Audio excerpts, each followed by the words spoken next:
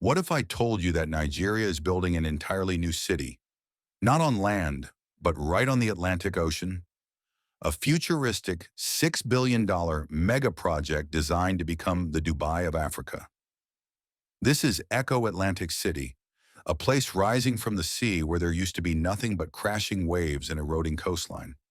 Now it's being transformed into a high-tech financial hub with skyscrapers, luxury apartments, private marinas, and its own independent power, water, and road systems.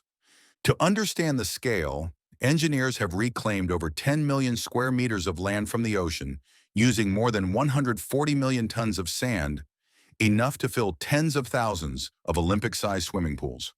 Once completed, this ocean city is expected to house over 250,000 residents and welcome more than 300,000 commuters every single day, making it one of the most ambitious real estate projects ever attempted in Africa. To understand why Eko Atlantic City exists, we first need to look at Lagos, Nigeria, a city bursting with energy, opportunity, and problems. Lagos is one of the fastest growing cities in the world, home to over 24 million people, with thousands more arriving every day. But it's also a city running out of space. Its financial district, Victoria Island, is overcrowded. Roads are clogged with traffic, and land prices have skyrocketed. On top of that, coastal erosion and the rising Atlantic Ocean have been eating away at Lagos' shoreline for decades. Areas like Bar Beach used to be a popular tourist spot, but powerful waves destroyed buildings, roads, and entire communities. This crisis sparked an idea. Instead of fighting the ocean, why not build on it? In 2009, the Lagos state government, along with private developers led by the Shaguri Group, launched the Eko Atlantic project. The goal was bold: reclaim land from the sea, build a brand new city, and protect Lagos from future flooding. The project covers about 10 square kilometers, 3.8 square miles, roughly the size of Manhattan's financial district, making it one of the largest land reclamation projects in the world. But this isn't just about land, it's about vision. Eko Atlantic is being marketed as Africa's first luxury coastal megacity, complete with glass towers, modern highways, a private power grid, high-speed internet, embassies, financial headquarters, and even plans for Nigeria's tallest skyscrapers. The city will have its own independent drainage, water, and security systems, almost like a country within a country. So now the question is, will this solve Lagos' problems of overpopulation and coastal erosion, or just create a paradise for the wealthy while the rest of the city struggles? The idea behind Eko Atlantic City wasn't just to create luxury real estate. It was born out of urgency and survival. For decades, the coastline of Lagos, especially around Bar Beach, was being destroyed by powerful Atlantic Ocean waves. Buildings, roads, and homes were washed away, and flooding became a yearly disaster. Lagos was losing land to the sea faster than it could protect it, so developers came up with a drastic solution: reclaim land from the ocean and build a protective barrier to defend the city. That barrier is called the Great Wall of Lagos, an 8.5-kilometer-long seawall made of massive concrete blocks designed to withstand thousand-year storms. Behind this wall, engineers began pumping millions of tons of sand from the seabed, creating new land where Eko Atlantic would rise. So first and foremost, Eko Atlantic exists to protect Lagos from coastal erosion and future sea level rise. The second reason is economic ambition.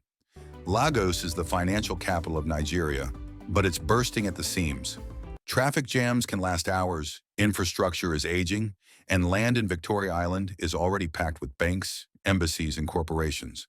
Eko Atlantic is designed to become West Africa's new financial hub, with room for international banks, global companies, luxury hotels, tech startups, and high-net-worth investors.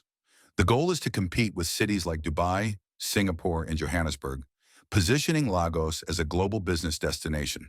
The third reason is population pressure.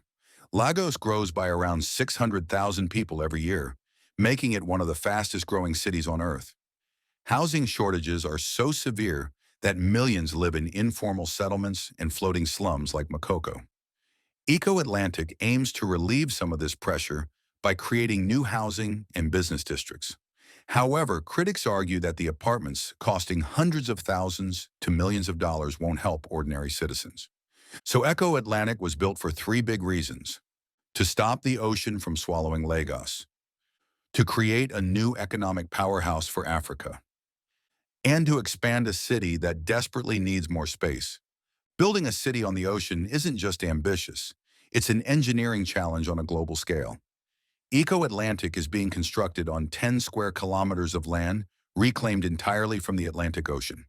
To create this land, engineers have dredged and poured more than 140 million tons of sand from the seabed, gradually raising the seabed from underwater depths to solid ground, strong enough to support skyscrapers, highways, and entire districts. But none of this would be possible without one critical structure: the Great Wall of Lagos. This massive sea defense stretches 8.5 kilometers, 5.3 miles, along the coastline and stands up to 18 meters high. It's made from over 100,000 concrete blocks, each weighing 5 tons, designed to absorb and break the force of powerful Atlantic waves. Engineers say it can withstand storms stronger than Hurricane Katrina and protect the coastline for the next 1,000 years. Without this wall, the ocean would simply wash the reclaimed land away. On top of the reclaimed land, developers are building a fully modern, self-sustaining city. Unlike the rest of Lagos, Eko Atlantic will not rely on unstable public power or water supplies. Instead, it will generate its own electricity through private power plants and renewable systems. It will have an independent water supply, modern sewage networks, and a stormwater drainage system to prevent flooding. Roads are being built using international standards, along with underground fiber optic internet and smart traffic systems. The city is divided into several planned districts: business district, headquarters for banks, multinational companies, embassies; marina district, a waterfront area with restaurants, hotels, and yacht harbors; oceanfront district, luxury apartments overlooking the Atlantic; eco village, residential zone expected to house thousands of people. Skyscrapers are already rising, including the Azuri Peninsula Towers and the upcoming Eco Pearl Towers, which are among the tallest buildings in Nigeria. The project is mainly funded by private investors, including the Shiguri Group, with backing from Nigerian banks and international partners.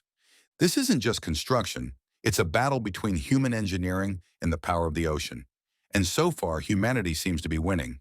Despite its futuristic vision, Eko Atlantic City has become one of Nigeria's most controversial projects. Critics argue that this so-called African Dubai isn't being built for ordinary Nigerians, but for the rich foreign investors and political elites. Luxury apartments in the city can cost hundreds of thousands to millions of dollars, far beyond the reach of most Lagos residents, nearly 40% of whom live in poverty. This has led many to call it a city for the rich, while millions still live in overcrowded slums like Makoko, where houses stand on wooden stilts above polluted water. Another major concern is environmental impact. To reclaim land from the Atlantic, developers have dredged millions of tons of sand from the ocean floor, which environmentalists say has disrupted marine habitats and shorelines. Even worse, some residents believe that Eko Atlantic is causing increased flooding in nearby areas like Lekki, Victoria Island, and Bar Beach. While the new city is protected by the massive Great Wall of Lagos, nearby communities without sea defenses are now more vulnerable as waves are redirected and intensified along unprotected coastlines. Fishermen have also reported reduced access to traditional fishing zones due to construction activities and new private beachfronts. There's also a social justice issue. Thousands of people living in informal settlements along the coast were displaced without adequate compensation or relocation. Many feel that the government is investing billions in a luxury project while ignoring the everyday problems of Lagos, such as failed drainage, poor health care, and collapsing public infrastructure. Supporters argue that the project will create thousands of jobs, attract foreign investment, and transform Lagos into a global financial hub. But critics warn that Eko Atlantic could become a fortress of wealth surrounded by poverty, or worse, a ghost city if only the elite can afford to live there. Eko Atlantic City is seen by many as a bold leap toward Africa's future. If completed as planned, it could become Nigeria's financial capital, home to international banks, multinational headquarters, luxury hotels, and high-tech infrastructure. Think of it as a potential Dubai of Africa, with towering skyscrapers, smart city technology, 24/7 electricity, clean water systems, and modern road networks that Lagos has struggled to provide for decades. If it succeeds, it could set a blueprint for other African countries on how to battle rising sea levels, build resilient coastal cities, and attract global investment. But the opposite scenario is equally possible and far more concerning. Critics warn that Eko Atlantic might turn into a billion-dollar bubble if investors pull out or if ordinary Nigerians can't afford to live and work there. Some fear it could become a luxury ghost city, full of empty skyscrapers and half-completed buildings, much like some failed real estate megaprojects in Angola and China. And if rising sea levels or extreme storms overpower its sea defenses, the entire city could face catastrophic flooding, making it a symbol not of innovation, but of failure to respect nature. So what will Eko Atlantic become? A shimmering symbol of Africa's rise, or a walled-off island of wealth, surrounded by poverty and climate risk? That's the question the world is watching.